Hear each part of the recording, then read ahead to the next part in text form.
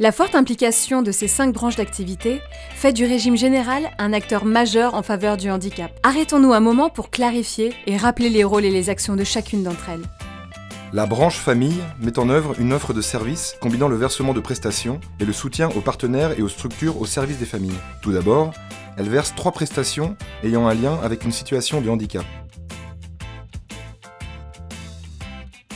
L'allocation aux adultes handicapés, AAH, l'allocation d'éducation de l'enfant handicapé, AEEH, et l'allocation journalière de présence parentale, AJPP. Les 2 premières allocations font l'objet d'une demande auprès de la Maison départementale des personnes handicapées, MDPH, qui vérifie les conditions médicales liées à l'allocation. La CAF vérifie ensuite les conditions administratives et verse l'allocation. Ce panel est complété par l'assurance vieillesse des parents au foyer, AVPF. Il s'agit de la prise en charge des cotisations vieillesse de l'aidant familial d'une personne, adulte ou enfant, en situation de handicap. En soutenant les acteurs du territoire, la branche famille développe également des services aux familles, accompagnement social, intervention familiale à domicile, soutien aux actions favorisant l'accueil des enfants en situation de handicap dans les crèches et les accueils de loisirs, et actions de soutien à la parentalité. L'assurance maladie finance plus de la moitié des dépenses nationales pour les personnes en situation de handicap. Elle verse la pension d'invalidité, qui a pour objet de compenser la perte de salaire qui résulte d'une réduction de la capacité de travail. Un assuré en arrêt de travail pourra, s'il le souhaite et si son état de santé le permet, reprendre progressivement son activité professionnelle en mi-temps thérapeutique, financée par les indemnités journalières. Un assuré présentant un risque important de désinsertion professionnelle, en raison de son état de santé, peut être accompagné par les professionnels de l'assurance maladie. Les services administratifs versent les indemnités journalières, remboursent les soins et les appareillages éventuels. Le service social recherche une solution adaptée à sa situation sociale, économique et professionnelle. Le service médical évalue sa capacité à reprendre une activité professionnelle. La branche accident du travail maladie professionnelle, branche ATMP, apporte son expertise en matière de prévention des risques sur le lieu de travail. Ces expertises peuvent être combinées dans le cadre des cellules de prévention de la désinsertion professionnelle, cellules PDP, afin de proposer un accompagnement global à l'assuré. Enfin, les UGCAM, Union de gestion des établissements des caisses d'assurance maladie, gèrent 225 établissements sanitaires et médico-sociaux accueillant des enfants, des adultes handicapés ou des personnes âgées.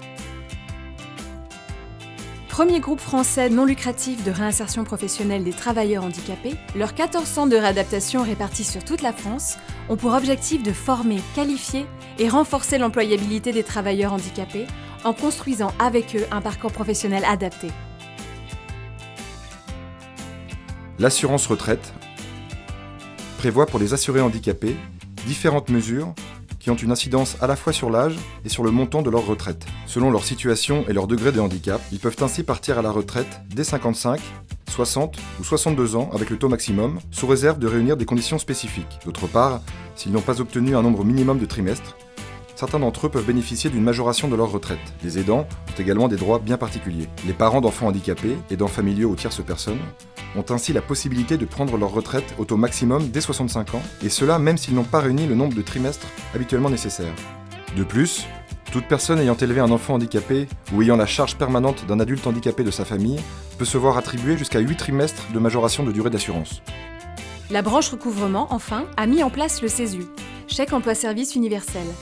Cette offre simplifiée du réseau des URSSAF apporte notamment une réponse à la perte d'autonomie. Ainsi, les utilisateurs peuvent facilement déclarer la rémunération de leurs salariés pour des services d'aide et d'accompagnement à domicile.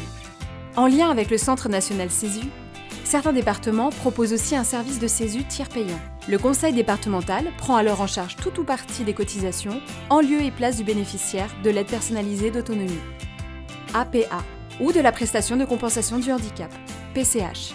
Nos exigences de qualité sont renforcées par un devoir d'exemplarité. À la sécurité sociale, nous sommes soucieux de l'autre, quelle que soit sa différence. Notre rôle est de protéger chacun contre les risques de la vie. Santé, maternité, santé au travail, parentalité, handicap, retraite. L'accompagnement et la solidarité sont notre quotidien.